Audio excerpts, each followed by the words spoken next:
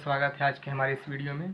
आज हम लोग डाइस का लेक्चर 3 पढ़ेंगे, जहाँ पे आज हम लोग देखेंगे कि किस तरह से हम लोग फास्टेड वे में हम लोग सॉल्व कर सकते हैं डाइस का कोई भी क्वेश्चन। इससे पहले मैंने 2 वीडियो बनाया है, 2 वीडियो का आप लोग जाकर देख सकते हैं। उसमें मैंने थ्योरी पढ़ाया है और साथ में मैंने आपको कुछ क्वेश्चन भी कराया है थ्योरी से रिलेटेड। तो उसमें मैंने सारा डिटेल में पढ़ा है कि कैसे आपको डाइस का क्वेश्चन सॉल्व करना होता है। तो आज इस वीडियो में हम लोग प्रीवियस ईयर क्वेश्चन लेंगे और कुछ थ्योरी भी जो मैंने पढ़ाया था वो साथ में आपको बता दूंगा। और ये हाई लेवल क्वेश्चन है, आप लोग पूरा यहाँ पे सॉल्व कीजिएगा। इससे आपको बहुत फ़ायदा होने वाला है आने वाले सीजीएल के एग्ज़ाम में, 25 का हो या फिर 26 का आप तैयारी कर रहे हो। चाहे आप सीजीएल, एमटीएस, जीडी, स्टेनो या फिर कोई सीएचएसएल का एग्ज़ाम का तैयारी कर रहे हैं या फिर कोई और भी आप लोग कंपिटिटिव एग्ज़ाम का तैयारी करोगे बिहार का कहीं का भी, आपको बहुत फ़ायदा होगा क्योंकि डाइस हर जगह क्वेश्चन आता है। ये सबसे फास्टेस्ट वे है, इससे ज़्यादा फास्ट कोई तरीका नहीं है सॉल्व करने का। तो देखिए यहाँ पे आपको पता है कि यहाँ पे क्वेश्चन है, 2 डाइस रहता है यहाँ पे। इसमें आपको पूछा गया है कि अपोजिट ऑफ 1 ये है, इसका अपोजिट आप लोगों को बताना है कि क्या होगा। सबसे बेस्ट तरीका मैं आपको आज बताने वाला हूँ। आइए, हाँ ध्यान रखिएगा कि प्रीवियस ईयर क्वेश्चन है, आप लोग ज़रा भी इसमें संकोच नहीं कीजिएगा। तो सबसे पहले हम लोग डाइस नंबर 1 को जाते हैं। यहाँ पे जो 1 है उसको हम लोग यहाँ से स्टार्ट करेंगे और क्लॉक वाइज जाएंगे, जैसे घड़ी का सुई चलता है उस तरह से। यहाँ पे 1 है तो 1 को हम लोग यहाँ पे नंबर से डिनोट करेंगे, डॉट से नहीं, ताकि आसान हो सॉल्व करने में। 1, फिर उसके बाद 5 और उसके बाद फिर 3 आता है। फिर उस तरह यहाँ पे जो कॉमन नंबर है 1 का, ये कॉमन है, दोनों सेम है दोनों डाइस में, तब यहाँ से स्टार्ट करेंगे और उसी तरह क्लॉक वाइज जाएंगे। तो 1, फिर उसके बाद 4, फिर उसके बाद 2। हमको 1 का अपोजिट पूछा है, तो हम लोग को पता है कि डाइस में 1 से लेकर के 6 तक नंबर होता है। यहाँ पे 5 आ गया है, 3 आ गया है, 4 आ गया है, 2 आ गया है, 1 भी आ गया है, लेकिन 6 नहीं आया है। तो यहाँ पे इसको काट के हम लोग 6 लिख देंगे और यही 1 का अपोजिट हो जाएगा 6। यही हमारा आंसर है। इससे आसान तरीका कोई भी नहीं है, ये सबसे आसान और सबसे फास्ट तरीका है सॉल्व करने का क्वेश्चन। अब हम लोग क्वेश्चन नंबर 2 पे आते हैं। ये थोड़ा टफ क्वेश्चन है, आप लोग अपना पॉज करके सॉल्व करने की कोशिश कीजिए। यहाँ पे आपको इसका अपोजिट बताना है इस सिंबल का। चलिए, आप लोग पॉज किए होंगे वीडियो। अब मैं आपको यहाँ पर दिखाता हूँ कि कैसे सॉल्व करना है। 3 डाइस का क्वेश्चन है, यहाँ पे बहुत ध्यान से समझिएगा। सबसे पहले आपको इसका अपोजिट निकालना है। तो पहले हम ये दोनों डाइस को देखेंगे, इसमें क्या क्या कॉमन है। ये कॉमन है, ये दोनों कॉमन कर रहा है। @ इसमें नहीं है, हैशटैग इसमें नहीं है और ये एंड इसमें नहीं है। चलिए, तो ये दोनों से अगर हम लोग सॉल्व करें, क्योंकि एक कॉमन हमको मिल गया, कोई एक भी कॉमन मिल जाए या 2 कॉमन मिल जाए तो हम लोग सॉल्व कर सकते हैं। तो हम लोग इससे सॉल्व स्टार्ट करते हैं और क्लॉक वाइज ऐसे जाते हैं। तो इस तरह से क्लॉक वाइज हम लोग जाएंगे। तो ये सिंबल, फिर उसके बाद आता है ये एंड का सिंबल, फिर हैशटैग का सिंबल। फिर इसमें आएंगे तो यहाँ भी क्लॉक वाइज ऐसे जाएंगे हम लोग, क्लॉक वाइज इस घड़ी की तरह। फिर यहाँ पे ये आएगा, @ आएगा और यहाँ पे ये आएगा। तो आप लोग कहिएगा कि इसको काट कर कोई और सिंबल लिख दे, जैसे कि हम लोग यहाँ पे किए थे। यहाँ पे काट करके 1 को 6 लिख दिए थे, लेकिन हम लोग ये काम यहाँ पे नहीं कर सकते हैं क्योंकि हम लोग को पता नहीं कि इसका लिमिट क्या है।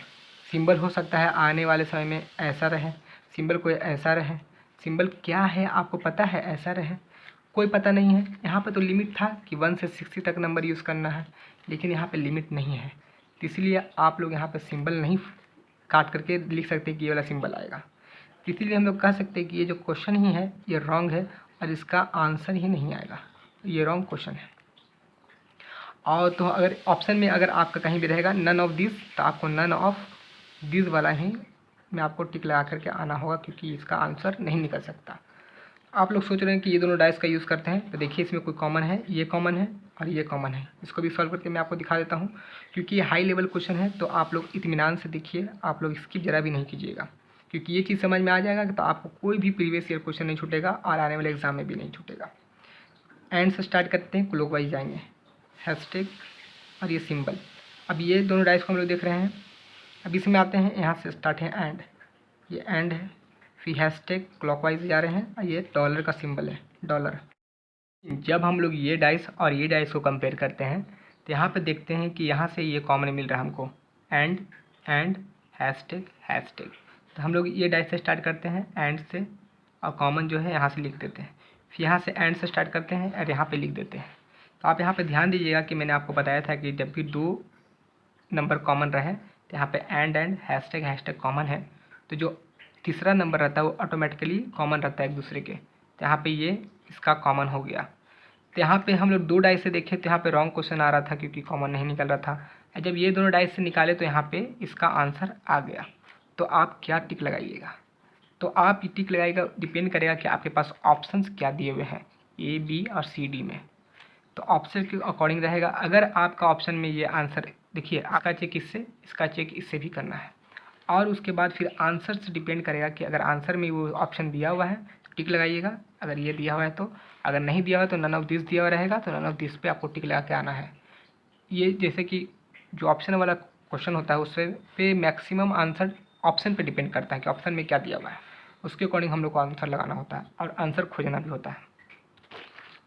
अब हम लोग एक और क्वेश्चन लेते हैं सॉल्व करने के लिए, क्योंकि आपको इसमें कन्फ्यूजन हो जाए उससे पहले कि आप लोग कन्फ्यूजन दूर कर लीजिए। तो यहाँ पे हम लोग ऑप्शन अगर दे दें, क्योंकि ऑप्शन उस समय मैंने नहीं दिया था, तो यहाँ पे मैं ऑप्शन दे देता हूँ ताकि आपको इसमें कोई भी प्रॉब्लम फेस नहीं करना पड़े। यहाँ पे डॉलर का सिंबल है और ये ऑप्शन डी में आपको @ का सिंबल है। तो देखिए, इसको सॉल्व करने के लिए पहले ये दोनों में देखिए कॉमन कुछ है, कॉमन रहेगा तभी हम लोग सॉल्व कर सकते हैं। आगे कुछ भी कॉमन नहीं मिल रहा है यहाँ पे। तो अब इस डाइस को इससे हम लोग कंपेयर करेंगे। यहाँ पे ये दोनों कॉमन मिल रहा है और साथ में ये डॉलर का सिंबल भी कॉमन मिल रहा है। तो यहाँ पे आप लोग देख रहे होंगे कि ये वाला कॉमन है और साथ में ये डॉलर का और यहाँ पे डॉलर का कॉमन है। तो मैंने आपको थ्योरी में बताया था कि जब भी दो संख्या दो फेस कॉमन हो जाए तो जो तीसरा फेस बचता है वो ऑटोमेटिक अपना क्या होता है, अपोजिट होता है। और यहाँ क्वेश्चन में भी यही पूछा गया था कि ये जो स्टार है इसका अपोजिट क्या है। तो आप लोग कह सकते हैं कि जो स्टार है इसका अपोजिट ये प्लस हो जाएगा। तो आपका आंसर क्या आ जाएगा? Option number B. इस तरह से आपको यहाँ पे सॉल्व करना होता है। अब मैं आपको और ज़्यादा प्रैक्टिस कराने के लिए इस बार 4 डाइस का क्वेश्चन लाया हूँ।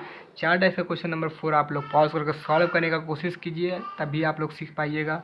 मैं यहाँ पे पूरी कोशिश करूँगा सिखाने की। आपको यहाँ पे 1 का अपोजिट फाइंड करना है। किसी 2 ही डाइस से आप लोग सॉल्व कर सकते हैं। आप इसका इससे कर सकते हैं, इसका इससे, या फिर इसका इससे, या फिर इसके इससे, या फिर इसको इससे, या फिर इसको इससे। देखिए, ट्राई कीजिए, आप लोग पॉज कीजिए। अब मैं आपको यहाँ पर सॉल्व करके दिखाता हूँ कैसे आपको सॉल्व करना है। उम्मीद है कि आप लोगों ने आंसर कमेंट किया होगा। अब यहाँ पे देखते हैं कि पहले हम लोग इससे स्टार्ट करते हैं। ये दोनों में कॉमन क्या है? देखिए, यहाँ पे कॉमन है 3, यहाँ भी 3, यहाँ 1, यहाँ भी 1। तो 5 का अपोजिट 2 हो गया, ऑटोमेटिक हो गया ना। मैंने जैसा रूल बताया था, 2 कॉमन मिल जाए तो बाकी अपोजिट हो जाता है। तो ये अपोजिट हो गया, लेकिन क्या मेरा आंसर है? नहीं है। हमको तो 1 का अपोजिट चाहिए। तो इससे नहीं सॉल्व हुआ। अब इसको इससे कंपेयर करते हैं। यहाँ पे 1, यहाँ पे 1, बस एक ही नंबर कॉमन है। चलिए स्टार्ट करते हैं लिखना। 1 क्लॉकवाइज लिखेंगे, 1 3 5, 1 3 5। यहाँ पे 1 6 4, 1 6 4। अब क्या देखिए, क्या यहाँ पे कॉमन मिल रहा है? यहाँ पे देखिए 3 5 6 4 यूज़ हो गया है, तो बचा क्या? 2। तो यहाँ पे आप लोग देख सकते हैं कि 2 यहाँ पे सिर्फ बच रहा है। तो हो सकता है कि यही कॉमन हो। तो आप लोग यहाँ पे इसको लिख दीजिए। ये सब तो कॉमन हो गया, अपोजिट हो गया। तो 1 का अपोजिट क्या हो गया? 2। यहाँ पे इसी से आंसर मिल गया। ये वाला डाइस और ये डाइस का हम लोग यूज़ करके आंसर फाइंड कर लिए। तो इस तरह से हम लोग को यहाँ पे ऑप्शन नंबर सी करेक्ट हो गया। तो इस तरह से हम लोग सॉल्व करते हैं। मेरे यहाँ पे 2 डाइस, 3 डाइस, फिर कुछ लेटर्स वाले और कुछ सिम्बल्स वाले भी आते हैं क्वेश्चन। यहाँ पर 4 डाइस का भी क्वेश्चन मैंने सॉल्व करवाया आपको। एक मैं लास्ट में क्वेश्चन कराना चाहता हूँ। हो सकता है कि आने वाले समय में आपको इस तरह का भी सिंबल देखने को मिले, तो आप लोग कंफ्यूज नहीं होगा कि कैसे हम लोग इसको सॉल्व करेंगे। ये भी डाइस ही की तरह होता है, एकदम डाइस की तरह। जस्ट आपको मैं यहाँ पर समझा देना चाहता हूँ। यहाँ पे क्वेश्चन ये है कि अपोजिट ऑफ 5 हमको फाइंड करना है। ये ऑप्शन हमारे पास है। आप लोग पॉज करके सॉल्व करने की कोशिश कीजिए। देखिए, यहाँ पे क्या करना है कि आपको फिर उसी तरह कॉमन देखना है। यहाँ पे कॉमन क्या मिल रहा है? 5 मिल रहा है। तो 5 यहाँ पे है, तो यहीं से स्टार्ट करेंगे और हम लोग क्लॉकवाइज आएंगे, इस तरह से क्लॉकवाइज डायरेक्शन में। तो 5 6 3 ऐसे लिख देना है। फिर उसी तरह यहाँ पे भी कॉमन 5 था, इसको भी क्लॉकवाइज डायरेक्शन में जाएंगे। इस तरह से हम लोग जाएंगे 5 4 1, 5 4 1।